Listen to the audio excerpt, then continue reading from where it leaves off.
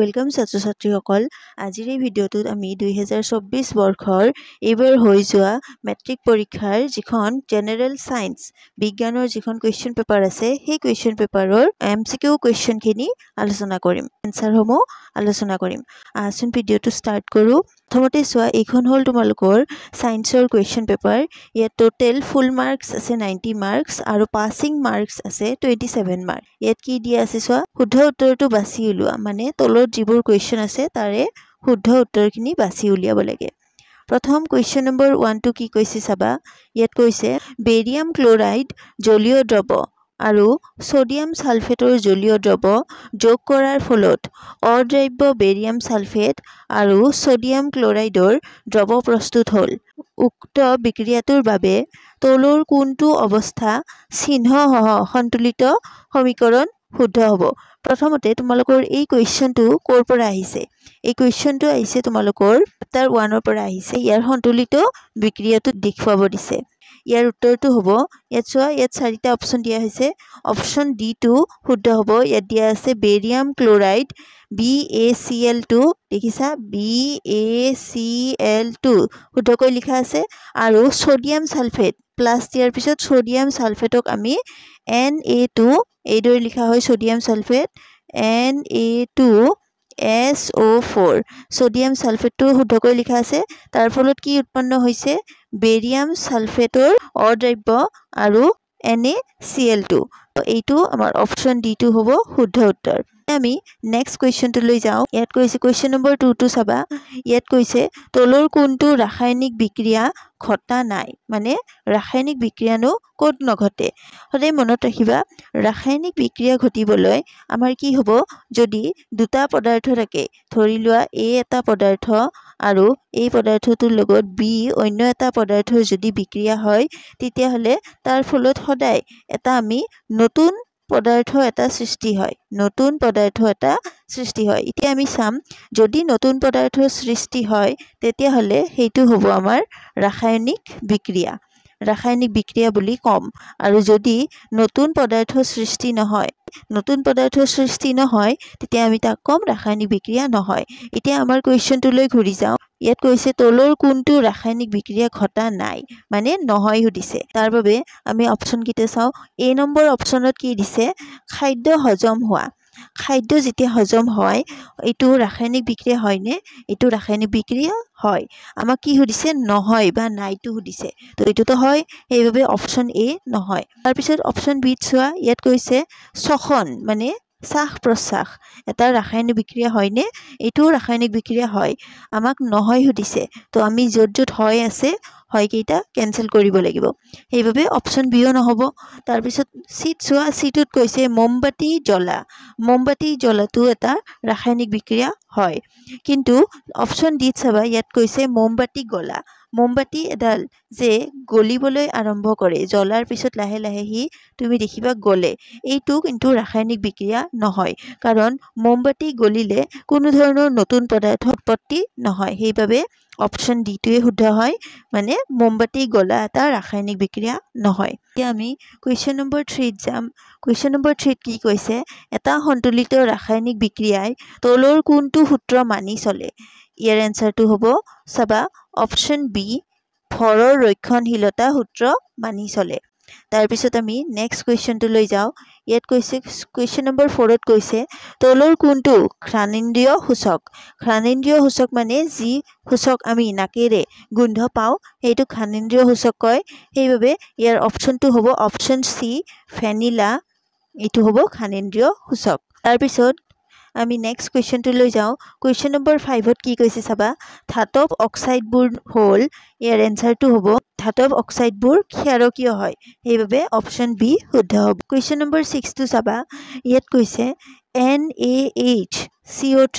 মানে sodium hydrogen carbonate ইয়াত question number 6 ত কি কৈছে চাবা NaHCO3 মানে সোডিয়াম হাইড্ৰোজেন কাৰ্বনেট আৰু Na2CO3.10H2O এই দুটা সংকেত যি দিয়া আছে ইয়াৰ সাধাৰণতে কি নামেৰে জনা যায় এইটো ক'ব দিছে ইয়াৰ এনসাৰটো হ'ব option B baking soda baking soda আৰু কাপোৰ ধোৱা সোডা মানে বেকিং সোডা আৰু ওয়াশিং সোডা তাৰ পিছত আমি নেক্সট কোৱেশ্চনটো লৈ যাওঁ নেক্সট কোৱেশ্চনটো কোৱেশ্চন নম্বৰ 7ত কি কৈছে চাবা দন্তক্ষয়ৰ ক্ষেত্ৰত তলৰ উক্তি কেইটা বিবেচনা কৰা মানে দন্তক্ষয়ৰ বিষয়ে কেইটামান উক্তি তলত দিয়া আছে আৰু আমাক ক'ব দিছে সেইকেইটা কোনকেইটা শুদ্ধ বা অশুদ্ধ হয় ক'ব লাগিব এতিয়া চাবা 1ত কি কৈছে pHৰ মান 5.5ৰ তলৰ হলে দন্তক্ষয়ৰ সূচনা হয় এটো তোমালোকৰ কিতাপত দিয়া আছে হয় এটো সত্য pHৰ মান যদি 5.5ৰ তলত হয় তেতিয়া দন্তক্ষয় সূচনা হয় এবাবে 1 নম্বৰ উক্তিটো সত্য হয় তাৰ পিছত 2 নম্বৰ উক্তিটোত কি কৈছে চাবা ফসফৰিক এসিডে pHৰ মান কম কৰাৰ বাবে দন্তক্ষয় হয় এটো অশুদ্ধ হয় ফসফৰিক এসিডে pHৰ মান কম নকৰে আমাৰ অপচন কোনটো হ'ব অপচন এ হ'ব 1 সত্য আৰু 2 অসত্য তাৰ পিছত কোৱেশ্চন নম্বৰ 8ত কি কৈছে চাবা তলৰ কোনটো আটাইতকৈ ঘাত সহনশীল ধাতু ইয়াৰ এনসাৰটো হ'ব অপচন সি সোণ মানে গোল্ড 9 নম্বৰ কোৱেশ্চনটো চাবা 9 নম্বৰ কোৱেশ্চনত কি কৈছে যদি এ ধাতুৱে বি ধাতুক ইয়াৰ দ্ৰৱৰ পৰা অপসাৰিত কৰে তেতিয়া এইটো কি কোৱা হ'ব তেতিয়া আনসাৰটো হ'ব অপচন এ ইয়াত কোৱা হ'ব এ ধাতু বি ধাতুতকৈ বেছি সক্ৰিয় সেইভাবে এ ধাতুৱে বি ধাতুক অপসাৰিত কৰিব পাৰিছে সেইভাবে অপচন এ টো কাৰেক্ট হ'ব নম্বৰ 10ত চাবা ইয়াত কৈছে কোনটো ধাতুৰ সালফাইড আকৰিক হল চিনাবাৰ ইয়াৰ এনসাৰটো হ'ব বি অপচন বি মাৰ্কিউৰি মানে পাৰা ধাতুৰ এটা আকৰিক হল চিনাবাৰ তাৰ পিছত 11 নম্বৰটো চাবা ইয়াত কৈছে একোটা সালফাৰৰ অণুত সৰ্বাধিক কেইটা পৰমাণু থাকিব পাৰে ইয়াৰ এনসাৰটো হ'ব অপচন সি 8টা 12 নম্বৰ কোৱেশ্চনটো কি কৈছে চাবা ইয়াত কৈছে 3টা কাৰ্বন আৰু এলডিহাইড কাৰ্যকৰী মূলক থকা যৌগটোৰ নাম হ'ব ইয়াৰ এনসাৰটো হ'ব অপচন ডি প্ৰপানিল যদি তোমালোকে এলডিহাইড কাৰ্যকৰী মূলক চেপ্টাৰ 4 ৰ বিষয়ে অধিক জানিব খোজা তেতিয়া হলে আহি থকা ভিডিওবোৰত আমি এই চেপ্টাৰবোৰ কভাৰ কৰিম তোমালোকে ভিডিওবোৰ চাই থাকিবা যাতে সকলোখিনি তোমালোকে শিকিব পাৰা তো প্ৰশ্নৰ এনসাৰ হ'ব অপচন ডি তাৰ পিছত চাবা 13 নম্বৰ কোৱেশ্চনটো চাবা ইয়াত কোৱা হৈছে জাৰক পদাৰ্থৰ ক্ষেত্ৰত তলৰ উক্তিবোৰৰ কোনটো সত্য জাৰক পদাৰ্থৰ ক্ষেত্ৰত তলৰ কোনটো উক্তি সত্য আমাক সুধিছে তো ইয়াৰ এনসাৰটো হ'ব আমি জানো জাৰক পদাৰ্থই অক্সিজেন লাভ কৰে সেইভাবে ইয়াৰ এনসাৰটো হ'ব অপচন সি ই অক্সিজেন লয় তাৰ পিছত নেক্সট চাবা 14 নম্বৰ কোৱেশ্চনটোত কি কৈছে ইয়াত কৈছে পৰ্যাবৃত্ত তালিকাত তলৰ কোনটো ধৰ্ম বৰ্গ এটাত ওপৰৰ পৰা তললৈ বাঢ়ে ইয়াৰ এনসাৰটো হ'ব অপচন 2 ধাতৱীয় গুণ বাঢ়ে আৰু অপচন 4 পাৰমাণৱিক ব্যাসাৰ্ধ বাঢ়ে মানে এই দুইটাই শুদ্ধ হ'ব মানে ইয়াৰ এনসাৰটো হ'ব অপচন বি 2 and 4 তাৰ পিছত 15 নম্বৰ কোৱেশ্চনটো কৈছে মৌল এক্সে HCl2 সংকেতৰ ক্লোৰাইডৰ গঠন কৰে যিটো উচ্চ গলনাঙ্কৰ এটা গোটা পদাৰ্থ এতিয়া সুধিছে আমাক মৌল এক্স কি হয় ইয়াৰ উত্তৰটো হয় অপচন বি মেগনেছিয়াম এটো তোমালোকৰ বুকৰ পৰাই দিছে কিতাপৰ পৰা দিয়া হৈছে তাৰ পিছত কোৱেশ্চন নম্বৰ 16 টো চাবা ইয়াত কৈছে এখন গোলাকাৰ দাপোন আৰু এখন ক্ষীণ গোলাকাৰ লেন্স প্ৰত্যেকৰে ফোকাস দৈৰ্ঘ্য -15 সেন্টিমিটাৰ দাপোন আৰু লেন্সৰ প্ৰকৃতি কেনেকুৱা হ'ব ক'ব লাগে তো ইয়াৰ এনসাৰটো চাবা ইয়াৰ কাৰেক্ট এনসাৰ হ'ব অপচন এ দুইখন উত্তল কোৱেশ্চন নম্বৰ 17 টো চাবা ইয়াত কৈছে এজন লৰাই তেওঁৰ চকুৰ পৰা 17 সেন্টিমিটাৰ দূৰত্বত ৰখা বস্তু দেখা নাপায় কিন্তু তেওঁৰ চকুৰ পৰা 40 সেন্টিমিটাৰতকৈ অধিক দূৰত্বত ৰাখিলে বস্তু দেখা পায় এই ভুল শুধৰণি কৰিব পাৰি কিহৰ দ্বাৰা ইয়াৰ উত্তৰটো হ'ব অপচন বি অবতল লেন্স ব্যৱহাৰ কৰি কোৱেশ্চন নম্বৰ 18 টো চাবা অবতল দাপোন এখনে গঠন কৰা প্ৰতিবিম্বটো অসৎ থিয় আৰু লক্ষ্যবস্তুতকৈ ডাঙৰ পোৱা গ'ল লক্ষ্যবস্তুৰ অৱস্থান ক'ত হ'ব লাগিব ইয়াৰ উত্তৰটো হ'ব অপচন ডি দাপোনৰ মেৰু আৰু তাৰ মুখ্য ফোকাছৰ মাজত তাৰ পিছত 19 নম্বৰটো চোৱা ইয়াত কৈছে পৰিবাহী তাৰ এডালৰ ক্ষেত্ৰত কৰা পৰীক্ষাত প্ৰয়োগ কৰা ভল্টেজৰ লগত পৰিৱৰ্তিত বিদ্যুৎ তলত দিয়া ধৰণে পোৱা গ'ল মানে ইয়াত এটা গ্ৰাফ দিয়া হৈছে চাবা ইফালে ভোল্টেজ দিয়া আছে আৰু ইফালে কাৰেন্ট মানে বিদ্যুৎ দিয়া আছে আৰু বিদ্যুৎ আৰু ভোল্টেজৰ আমি জানো যেটো গ্ৰাফ হ'ব লাগে সেই গ্ৰাফটো সদায় এনেকৈ সিধাকৈ যায় মানে সমানুপাতিকভাৱে যায় সেইভাবে ইয়াৰ উত্তৰটো হ'ব ইয়াৰ বাবে অপচন 3 টো হ'ব V আৰু I ৰ প্ৰত্যেক মানৰ ক্ষেত্ৰত গ্ৰাফৰ প্ৰৱণতা একে হ'ব সেইভাবে ইয়াৰ এনসাৰটো হ'ব অপচন A মাত্ৰ 1 হে শুদ্ধ 20 নম্বৰ কোৱেশ্চনটো কি কৈছে ইয়াত কৈছে বিদ্যুৎ পৰিবাহী তাৰ এডালৰ লগত সম্বন্ধিত চুম্বক ক্ষেত্ৰখন তলত দিয়া কোনটো নক্সাই সঠিক নিৰূপণ কৰিব ইয়াৰ এনসাৰটো অপচন A হয় অপচন A কিয় হয় যদি আমি ভালদৰে চাও ইয়াত চাবা অপচন A কিয় হ'ব ইয়াত চাবা তুমি যদি ভালদৰে চোৱা ইয়াত দেখিছা এডাল কাৰ্চিন দিয়া আছে এই কাৰ্চিনডালে কি বুজাইছে বিদ্যুতৰ দিশ বুজাইছে যেতিয়া বিদ্যুতৰ দিশ এনেকুৱা হয় তেতিয়া হলে চুম্বক ক্ষেত্ৰৰ দিশ এইটো দিশে হয় মানে ঘড়ীৰ কাটাৰ বিপৰীত দিশে আৰু তুমি যদি ভালদৰে চোৱা এই চিত্ৰটোত যদি ভালদৰে চোৱা তেতিয়া হলে বিদ্যুতৰ দিশ ইফালে আছে আৰু চুম্বক ক্ষেত্ৰৰ দিশ এইদৰে আছে তো চুম্বক ক্ষেত্ৰৰ দিশ যেহেতু ঘড়ীৰ কাটাৰ বিপৰীত দিশত আছে সেইভাবে এইটোৱে হ'ব আমাৰ অপচন A হ'ব কাৰেক্ট আনসাৰ 21 নম্বৰ কোৱেশ্চনটো চোৱা ইয়াত চাবা তলৰ কোনটোৱে এডাল পোন দীঘল পৰিবাহী তাৰৰ ওচৰত চুম্বক ক্ষেত্ৰ শুদ্ধভাৱে বৰ্ণনা কৰে ইয়াৰ এনসাৰটো হ'ব অপচন C ক্ষেত্ৰখন তাৰডালৰ কেন্দ্ৰত থকা এক কেন্দ্ৰিক বৃত্তৰে গঠিত হ'ব মানে এইখন যদি পোন পৰিবাহী ইয়াৰ চাৰিওফালে এনেদৰে চুম্বক ক্ষেত্ৰ সৃষ্টি হ'ব সেইভাবে অপচন C কাৰেক্ট হ'ব Question number 22 to চাবা মানুহৰ চকুৱে বস্তু এটাৰ প্ৰতিবিম্ব গঠন কৰাৰ স্থান হ'ল যেটো হ'ব অপচন C ৰেটিনা বা অক্ষিপট